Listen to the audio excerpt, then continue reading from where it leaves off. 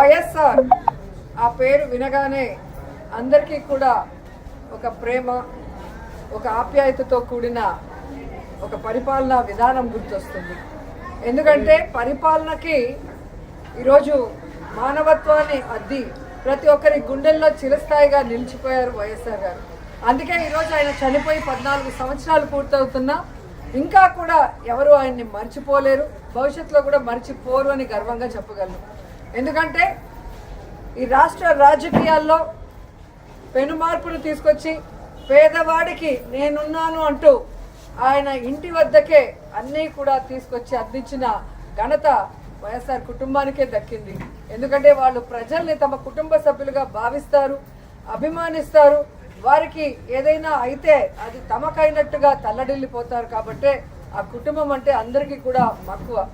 కానీ రాజశేఖర్ రెడ్డి గారు ఏ విధంగా అయితే తన పాదయాత్రలో ఒక ప్రపంచనాన్ని సృష్టించారో, ప్రజల కష్టాల్ని, రైతుల కష్టాల్ని, ముఖ్యంగా పేదవాడి కష్టాన్ని దగ్గర నుంచి చూసి అవన్నీ దూరం చేయాలి అని ఒక నిర్ణయం తీసుకొని ముఖ్యమంత్రి అయిన తర్వాత ఆయన చేపట్టిన అనేక చారిత్రాత్మక నిర్ణయాలతో, సంక్షేమ పథకాలతో మరి ప్రతి ఒక్కరి గుండెల్లో కూడా ఈరోజు నిలిచిపోయారు.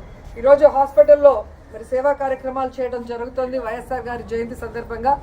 సో 108 ఎంతో మందికి ప్రాణదానం చేశారు. అలాగే ఆరోగ్యశ్రీ ఎంతో మంది కుటుంబాల్ని ఈరోజు నిలబెట్టిన ఘనత వైఎస్ఆర్ గారికే దక్కింది.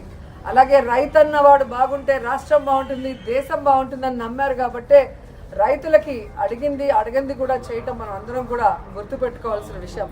ఇలా చెప్పుకుంటూ పోతే ఎన్నో. అందుకే వైఎస్ఆర్ అంటే ఒక బ్రాండ్, ఆయన ఒక లెజెండ్. సో రాజశేఖర్ రెడ్డి గారు మనకి కనిపించకుండా పోయిన తర్వాత అందరూ కూడా తల్లడిల్లిపోయాం. రాజన్న రాజ్యం లేకుండా ఎలా బ్రతకాలి, రాజన్న లేకుండా మనం ఎలా ముందుకు సాగాలి అని ఎంతోమంది భయభ్రాంతులకి, అలాగే బాధ తప్త హృదయంతో చాలామంది ప్రాణాలు కూడా విడవటం మనం అందరం కూడా చూసాం. కానీ ఆశా కిరణం లాగా ఆయన కొడుకు పులివెందుల పులిబిడ్డ, రాజన్న ముద్దు బిడ్డ జగనన్న వచ్చిన తర్వాత మళ్ళీ దేవుడి పాలన ఎలా ఉంటుంది, రాజన్న పాలన ఎలా ఉంటుందో మరి మనందరికీ కూడా చూపించడం జరిగింది. కానీ మొన్న ఎలక్షన్స్లో మనం ఓడిపోవటం అనేది కొంచెం బాధాకరమైన విషయమే. అయినా మనం ఓడినా గెలిచినా, అధికార పక్షంలో ఉన్నా ప్రతిపక్షంలో ఉన్నా మనం ఎప్పుడు ప్రజల పక్షానే, రాజశేఖర్ రెడ్డి ఆశయాలకు అనుగుణంగా ఏ విధంగా అధికారంలో ఉన్నప్పుడు పరిపాలించారో జగనన్న, ఈ 5 సంవత్సరాలు కూడా రాజన్న పరిపాలన మళ్ళీ తీసుకురావడానికి మనం అందరం కూడా కలిసికట్టుగా పోరాడాలని కూడా అందరినీ కోరుకుంటున్నాను. ఈరోజు రాష్ట్రంలో ఉన్న వైఎస్ఆర్ అభిమానులందరూ కూడా ముక్త కంఠంతో ప్రతిజ్ఞ చేయాలని కూడా కోరుకుంటున్నా.